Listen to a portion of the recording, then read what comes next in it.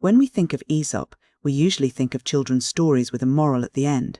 But when you dive into the collection of 300 Aesop's Fables, translated by George Fyler Townsend, you realize these aren't just simple lessons for kids. They're a sophisticated system of social and psychological observation. The book doesn't follow a single plot because it's a collection of vignettes, but it does have a very specific structural framework. This is what we call the Aesopian method. The core idea here is the use of the fable as a distinct literary tool. A fable isn't just a story or a parable. It's a targeted strike.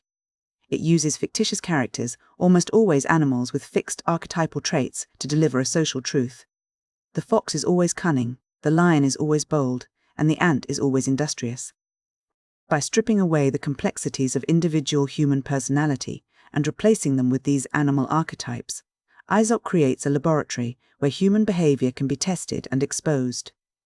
As we move through the collection, we see a recurring tension between what humans want and what nature actually allows. There's a strong sense of inevitability that runs through these stories. Take, for example, the story of a certain prince. He has a dream about a lion, and in his fear, he decides to outmaneuver fate. He doesn't just hide, he builds a magnificent palace specifically designed to house a painted lion, thinking that by controlling the environment and confining the threat, he can escape his destiny. But the irony is sharp. While he's obsessing over the physical walls and the painted beast, he's ignored the internal reality of his own body. He ends up dying of a fever. The message is clear: you can build the strongest walls in the world, but you can't build a wall against fate. This idea that your core nature is immutable shows up again in the story of a cat. In this tale, the goddess Venus decides to transform a cat into a beautiful woman. On the surface, the transformation is complete. She looks human, she speaks like a human, and she moves through the world as a human. But the moment a mouse scurries across the floor, the divine magic fails. The cat's instinct kicks in, she pounces, and she immediately reverts to her feline form.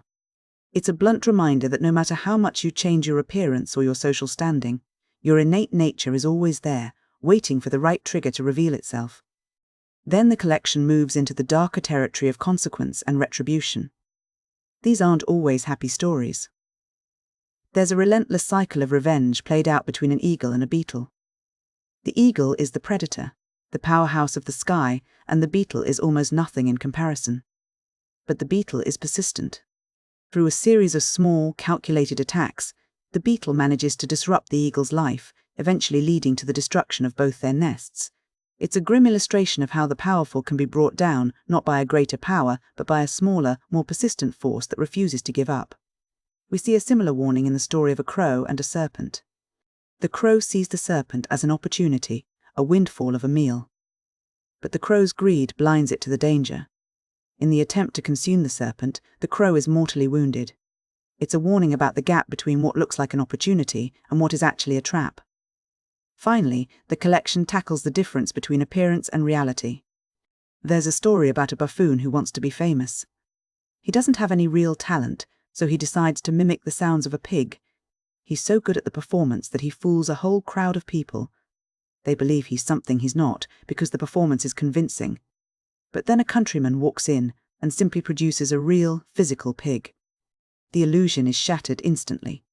The substance of the real animal triumphs over the mimicry of the performer. When we step back and look at these stories as a whole, we can start to see the deeper analysis Aesop is pushing. The first thing to realize is that these fables were originally tools for social and political critique. In ancient Greece, if you wanted to criticize a powerful leader without getting executed, you didn't call the leader a liar, you wrote a story about a lying fox. And the animals provided a layer of protection, a way to speak truth to power by pretending to talk about the woods. Over time, these shifted into educational tools for children, but the sharp edge of that social critique is still there if you look for it. One of the most powerful themes here is the conflict between nature and nurture. In the story of the cat, Aesop is arguing that a central character is immutable. This is a pretty cynical view of the world. It suggests that we aren't really capable of fundamental change. We might change our clothes, our jobs, or even our species, but the core instinct remains. If you are a predator, you will eventually hunt. If you are a coward, you will eventually run. This ties directly into the illusion of safety. The prince in his palace is the perfect example of this. He believes that human artifice, like architecture and planning, can override the laws of the universe. But Aesop suggests that the very act of trying to avoid fate often facilitates its fulfillment. By spending all his energy on the palace, the prince neglected his health. His attempt to escape death was the very thing that led him to it. Then there's the concept of the power of the weak. The beetle and the eagle show us that hierarchy isn't as stable as it looks. The eagle has the strength, but the beetle has the persistence. In the Aesopian world, the small and the weak can win. But they don't win by playing the game the way the powerful do. They win by being relentless, by finding the one small crack in the armor and by refusing to stop. It's a survival strategy for the underdog. The tension between appearance and reality is perhaps the most relevant part of the collection for us today. The buffoon and the countryman represent the struggle between performance and substance. The buffoon is the ultimate social climber. He uses mimicry to gain status and attention. He creates a version of the truth that people want to believe. But the countryman represents the grounded, physical reality. The real pig doesn't have to perform, it just exists. Aesop is telling us that while mimicry can win the crowd in the short term, substance is the only thing that survives the test of time. It's also worth noting the etiological function of these stories. Some of the fables exist simply to explain why things are the way they are in nature. Why does the crow have a certain call? Why does the tortoise move slowly? By turning these natural traits into the result of a moral failing or a clever trick, Aesop turns the natural world into a giant map of human behaviour.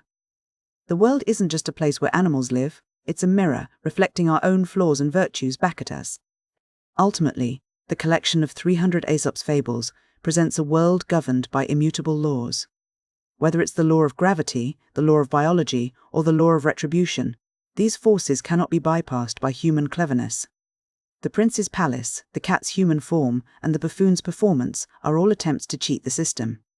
And in every single case, the system wins. The beauty of these stories is that they don't offer a way out.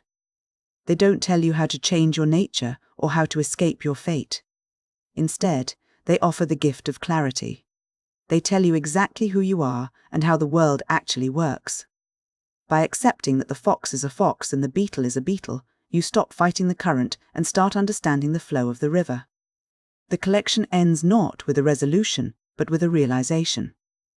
The world operates on a set of rules that are indifferent to our desires. The predator will hunt, the persistent will eventually succeed, and the truth will always outlast the lie. It's a cold perspective in some ways, but it's also deeply liberating.